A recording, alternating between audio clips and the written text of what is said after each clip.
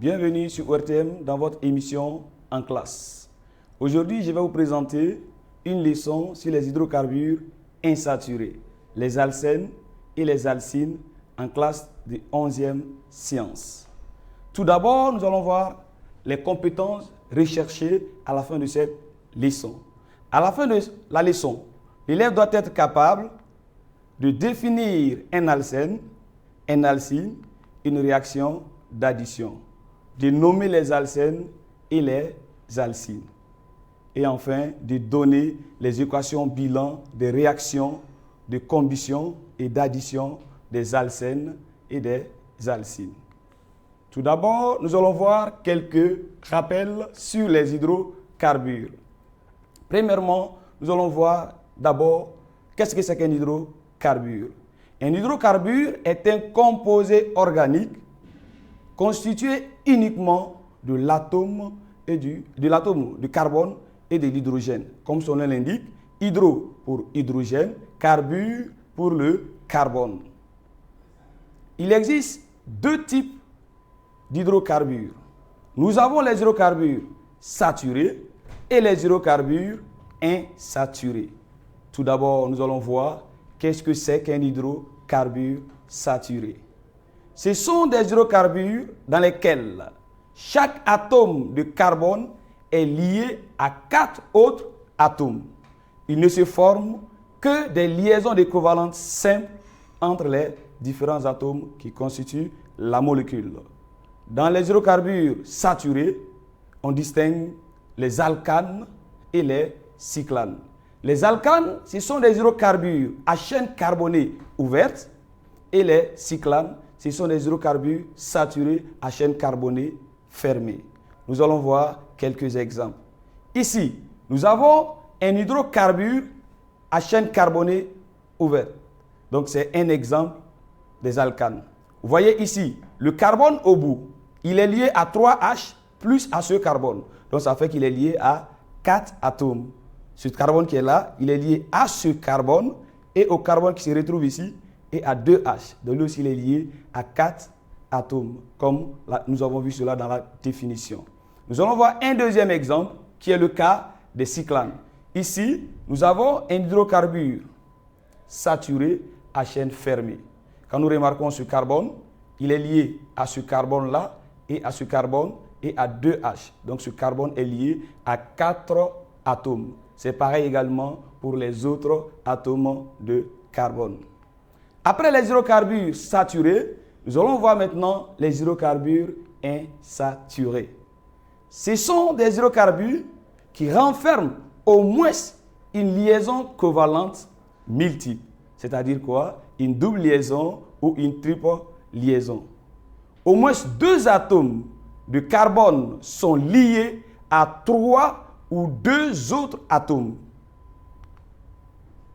Il y a les hydrocarbures insaturés linéaires qui sont à chaîne carbonée ouverte et les hydrocarbures insaturés cycliques. Nous allons étudier les alcènes et les alcynes qui sont des exemples d'hydrocarbures insaturés à chaîne carbonée ouverte. Nous allons voir quelques exemples également des hydrocarbures insaturés.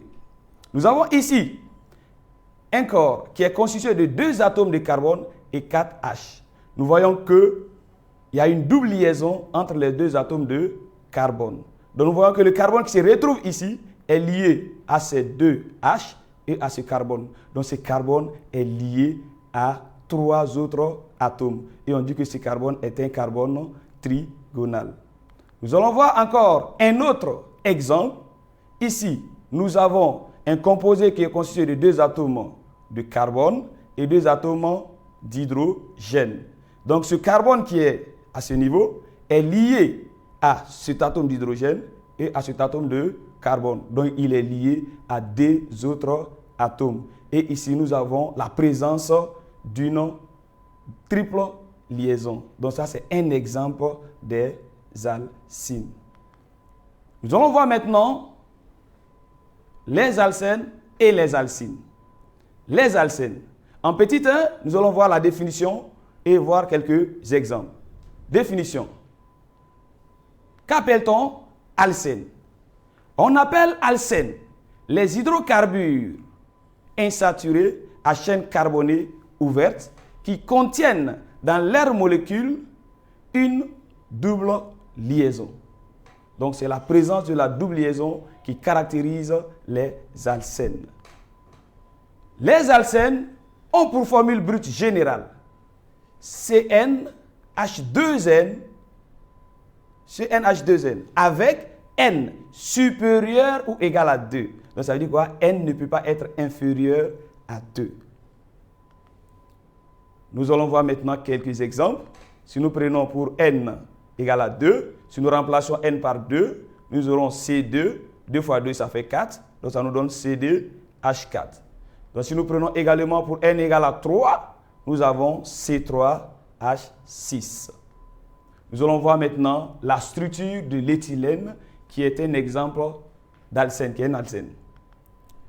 L'éthylène de formule brute C2H4 a pour schéma de Lewis, voilà le schéma de Lewis de l'éthylène. Le C est lié à 2 atomes d'hydrogène et à un atome de carbone. Et voilà la présence de la double liaison.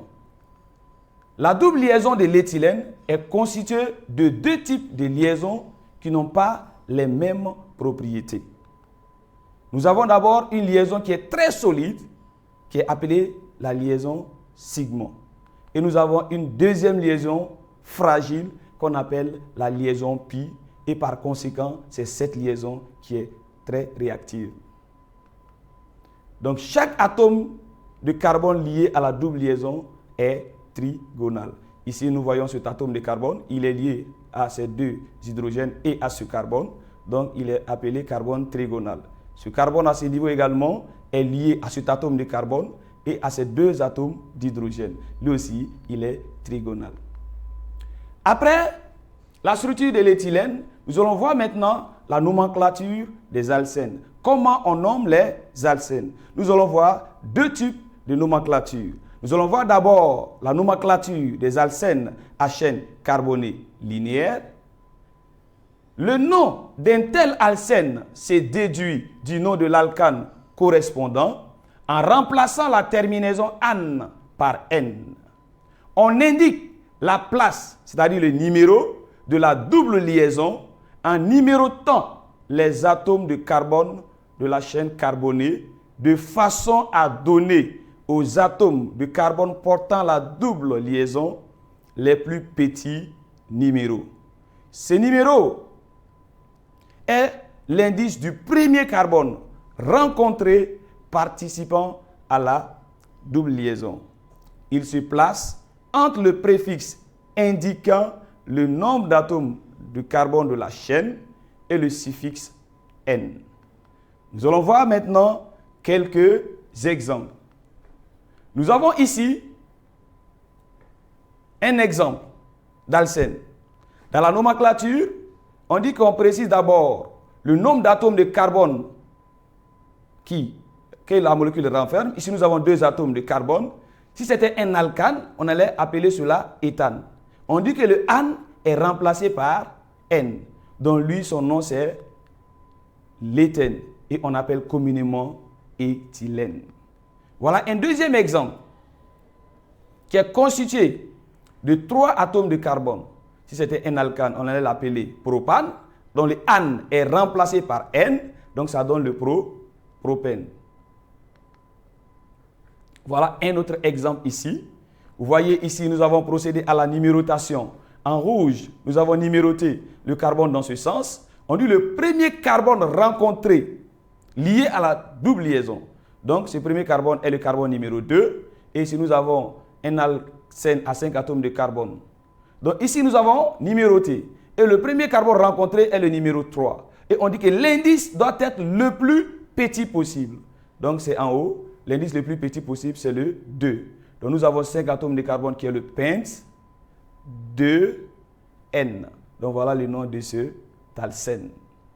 Si je reviens à un exemple aussi, donc le numéro le plus petit possible est le 1. Donc, nous aurons encore le pente. Mais cette fois-ci, c'est le pente 1N. Donc, voilà quelques exemples de nomenclature des alcènes à chaîne carbonée linéaire. Nous allons voir maintenant les alcènes à chaîne carbonée ramifiée. Le principe est le suivant.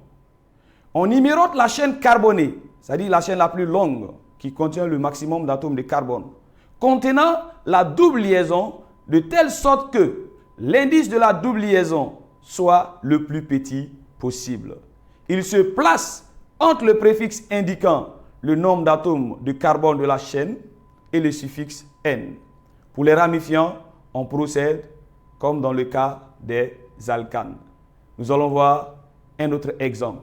Ici, nous avons un alcène à chaîne carbonée ramifiée. Donc nous voyons le ramifiant ici, il est sur le carbone numéro 2.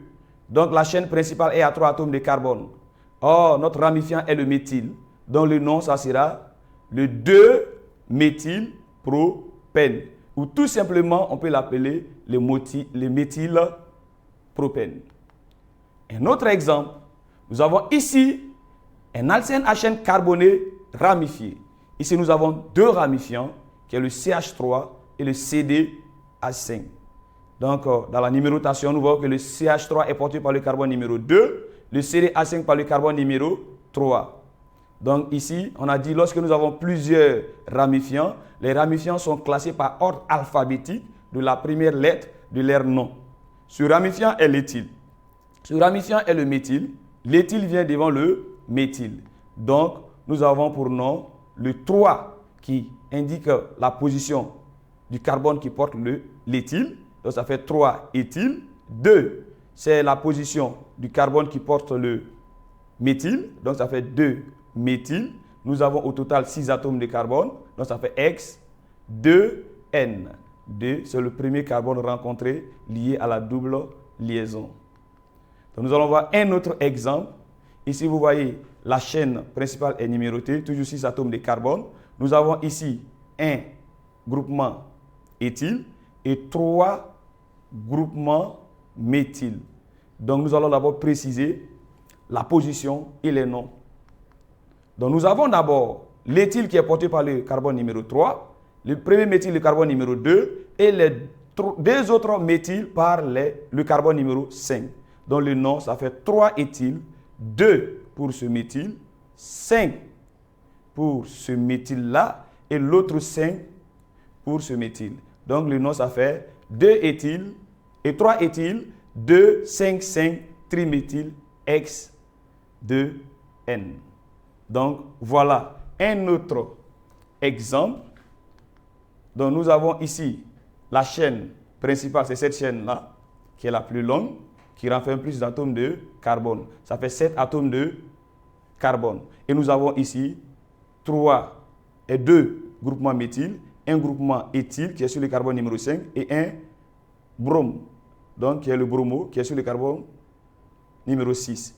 Donc, nous avons ici le 6 bromo, 5 éthyle, 2, 3, 5 triméthyl, hept 2N.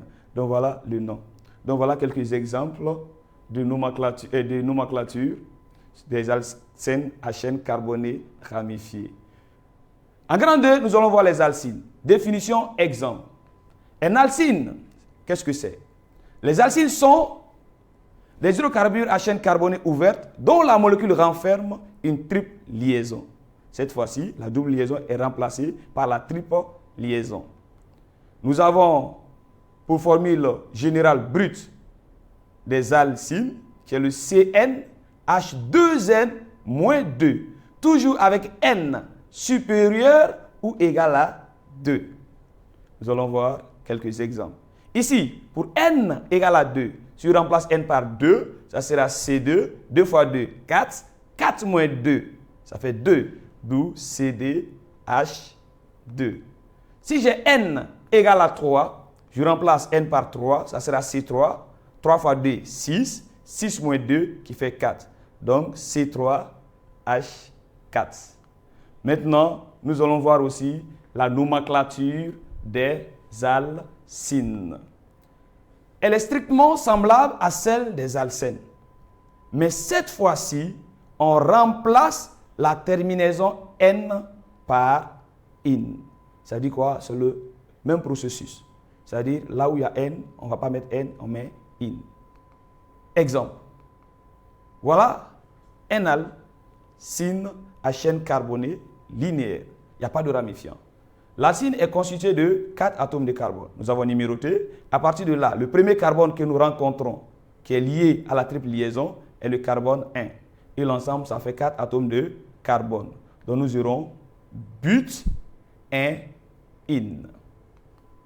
Un deuxième exemple, nous avons ici un alcyne dont la chaîne principale a été numérotée, c'est-à-dire la chaîne qui contient la triple liaison et qui est la chaîne la plus longue, c'est-à-dire la chaîne qui renferme le maximum d'atomes de carbone. Donc nous avons cette chaîne-là qui est numérotée à ce niveau et nous avons deux ramifiants, le CD-H5 et le CH2-CH3.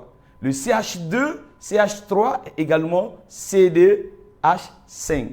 Donc pour nommer maintenant, nous aurons 5,10-éthyl, oct, parce que nous avons 8 atomes de carbone, 3 in. Voilà un autre alcyne. Cette fois-ci, sur l'alcyne est substitué 2 atomes et 2 halogènes, le brome et le chlore. Ils sont tous sur le carbone numéro 2. Donc nous avons ici comme pour nom 3 bromo, 3 chloro, but, 1 in. Donc voilà quelques exemples de noms des alcynes. Nous allons maintenant voir la propriété chimique des alcènes et les alcynes.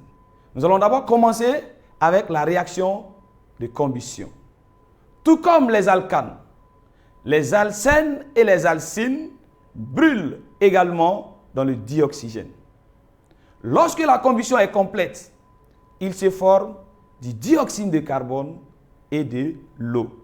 Les équations bilan sont, tout d'abord pour les alcènes, nous avons l'alcène de formule CnH2n qui va réagir avec 3n sur 2 OD pour donner NCO2 qui est le dioxyde de carbone plus NH2O qui est l'eau.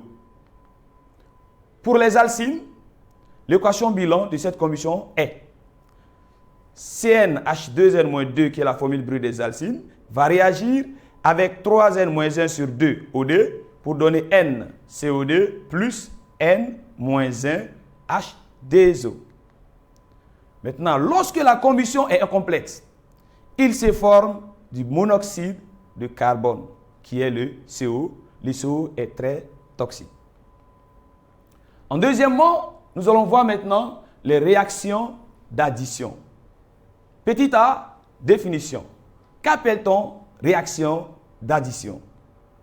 On appelle réaction d'addition une réaction conduisant à la fixation sur deux sites de part et d'autre de la liaison multiple, c'est-à-dire la double liaison, la triple liaison, d'une molécule non saturée. Maintenant, nous allons voir les cas d'addition sur les alcènes et les alcynes. En petit b, nous allons voir maintenant l'addition du dihydrogène. Premièrement, nous allons voir d'abord pour le cas des alcènes. Le dihydrogène en présence d'un catalyseur, le platine ou le nickel, se fixe sur les alcènes pour donner des alcanes. Nous avons ici l'alcène qui a pour formule brute CnH2n réagit avec le dihydrogène en présence du nickel ou bien du platine pour donner l'alcane de formule brute CnH2n plus 2. Exemple, nous allons voir l'hydrogénération du but 1N conduisant au butane. Nous avons ici le but 1N. Nous avons la double liaison. Donc maintenant, le H2, qu'est-ce qui va se passer? La liaison pi qui est fragile va se casser et un atome d'hydrogène vient se fixer sur cet atome de carbone et l'autre se fixe sur cet atome et ça nous donne maintenant l'alcane qui est le butane. Cas des alcynes. En présence d'un catalyseur traité, le palladium désactivé, l'hydrogénation des alcynes conduit aux alcènes. Donc voilà l'équation. L'alcyne qui va réagir avec le dihydrogène en fonction du palladium pour donner un alcène. Exemple, quand je prends par exemple l'acétylène, qui est l'éthyle, qui va réagir avec le dihydrogène pour donner l'éthylène, qui est un alcène. En présence d'un catalyseur très réactif, le nickel par exemple, deux molécules d'hydrogène se fixent sur une molécule d'alcyne pour donner un alcane. Donc lorsque j'ai le nickel comme catalyseur, donc les alcynes vont donner directement aux alcanes parce qu'il y a deux molécules de dihydrogène qui vont se fixer. Donc nous avons l'équation alcyne plus deux molécules de dihydrogène qui donnent alcane. Exemple, quand je prends le cas de l'acétylène, en présence du nickel cette fois-ci, le palladium est remplacé par le nickel, donc ça me donne directement l'éthane. Addition du dihalogène. Les dihalogènes réagissent avec les alcènes pour donner les halogénures d'alcanes. Exemple, addition du dichlore. Cas des alcènes. Le dichlore réagit avec les alcènes pour donner du dichloroalcane selon l'équation bilan. CN H2N plus Cl2 me donne Cl H2N Cl2. Exemple, chloration de l'éthylène. Donc quand je prends l'éthylène qui va réagir avec le Cl2, la liaison pi va se casser et il y a un Cl qui se fixe sur ce carbone, un Cl sur l'autre carbone. Donc ce qui va nous donner ce produit qui est le 1-dichloroéthane. Cas des alcynes. Exemple, addition du dichlore sur l'acétylène. L'acétylène réagit violemment avec le dichlore selon l'équation bilan. Acétylène plus dichlore qui va me donner ce composé-là. Donc il y a 2 Cl2 qui s'est fixé ici et il y a 2 Cl2 qui s'est fixé ici. Donc ça fait 1,1,2,2 tétrachloroéthane. Addition du chlorure d'hydrogène. Cas des alcènes. Nous allons prendre d'abord un premier exemple. En présence du chlorure de fer 3, utilisé comme catalyseur, le chlorure d'hydrogène réagit avec l'éthylène pour donner le chloroéthane. Selon l'équation bilan, éthylène plus HCl, ça donne quoi? Il y a un H qui vient ici pour donner le CH3 et le Cl vient se fixer à ce niveau. Et nous allons avoir CH3, CH2, Cl qui est le chloroéthane. Le propène réagit avec le chlorure d'hydrogène pour donner un mélange de deux isomères de formule brute C3H7Cl. Ces deux isomères diffèrent par la position de l'atome de chlore celui-ci se fixant soit sur l'atome de carbone trigonal central pour donner le 2-chloropropane, soit sur l'atome de carbone trigonal terminal pour donner le 1-chloropropane. J'ai cet exemple-là ici. J'ai un propène qui est un alcène asymétrique, c'est-à-dire de part et de la double liaison, le groupement qui se trouve ici est différent de ce groupement qui se trouve de ce côté. Donc, qu'est-ce qui va se passer? Donc, il y a la possibilité que le H vient ici et le Cl vient sur ce carbone. Et l'autre possibilité, le Cl vient ici et le H vient à ce niveau. Donc, dans ce cas, nous allons avoir deux produits. Donc, si le H vient à ce niveau, nous aurons CH2 ici et CH2Cl ici. Donc, voilà ce corps qu'on obtient, CH3, CH2, CH2Cl, qui est le 1-chloropropane. Maintenant, la deuxième possibilité, le H vient sur ce carbone et le Cl vient sur ce carbone. Nous allons avoir CH3, CHCl, CH3, qui est le 2-chloropropane. Ces équations se passent en respectant la règle de Markovnikov. Cette règle dit quoi? L'addition d'un composé HA, notre A ici c'est le Cl, sur la double liaison d'un alcène asymétrique conduit de façon majoritaire à la fixation de l'atome d'hydrogène sur l'atome de carbone le plus hydrogéné. Ici, de part et d'autre de la double liaison, le carbone le plus hydrogéné, c'est celui-là. Donc, dans le cas où l'hydrogène se fixe sur ce carbone, le produit qui résulte de cette réaction est le produit qui est formé majoritairement. Donc, en ce moment, ici, on aura CH3. C'est pour cette raison, vous voyez ici, CH3, CHCl, CH3, on dit que c'est formé majoritairement et l'autre est formé minoritairement. Donc, cas des alcynes. Addition de HCl sur l'acétylène. Cela nous donne le chlorure de vinyle. Donc nous avons ici l'acétylène qui va réagir avec le chlorure d'hydrogène. Ici, une liaison pi va se briser et un atome d'hydrogène vient à ce niveau et l'atome de chlore vient se fixer sur ce carbone et nous allons avoir le CH2, double liaison CHCl, qui est le chloroéthène ou encore appelé chlorure de vinyle. Nous allons voir maintenant l'addition de l'eau sur ces différents composés. D'abord, nous allons voir le cas des alcènes. En présence de l'acide sulfurique concentré, les alcènes réagissent avec l'eau pour donner les alcools. Donc, nous avons ici, pour le cas de l'éthylène, on obtient l'éthanol selon l'équation bilan. Nous avons ici l'éthylène qui est un alcène symétrique. La double liaison est là, le groupement ici est égal au groupement de ce côté. Donc dans ce cas, nous allons avoir un seul alcool. Ça veut dire quoi? H2O. Maintenant, il y a un H qui va se fixer ici pour donner le CH3 et le OH se fixe à ce niveau et nous allons obtenir maintenant CH3, CH2, OH qui est l'éthanol. Dans le cas du propène, qui est un alcène dissymétrique, asymétrique, voilà le propène. Le groupement ici est différent du groupement à ce niveau. Nous obtenons deux alcools selon la règle de Markovnikov. Vous voyez, nous avons H, OH. Donc HA. Notre A ici, c'est le OH. Donc, l'atome d'hydrogène peut se fixer sur le carbone trigonal terminal pour donner le CH3. Donc, c'est le carbone le plus hydrogéné. Donc, le composé résultant sera majoritaire. Et en ce moment, OH vient sur ce carbone-là. Donc, ça va nous donner le CH3, CHOH, CH3. Et de l'autre côté, le H vient sur le carbone du milieu et le OH à ce niveau. Ça nous donne CH3, CH2, CH2OH qui est minoritaire. Donc, pour le cas des alcynes, on dit quoi? En présence du sulfate de mercure 2 et d'acide sulfurique, l'hydratation des alcynes terminales conduit aux aldéhydes et à celle des autres aux cétones. Tout d'abord, dans le cas de l'acétylène, on obtient l'éthanol. Ici, nous avons l'acétylène qui va réagir avec la molécule d'eau en présence de HDSO4 pour nous donner l'éthanol plutôt. Donc, il y a deux H qui se fixent sur ce carbone-là et le O se fixe ici. Donc, nous avons CH3, CHO. Maintenant, dans le cas du but 2N, donc nous avons le butanol qui est une cétone.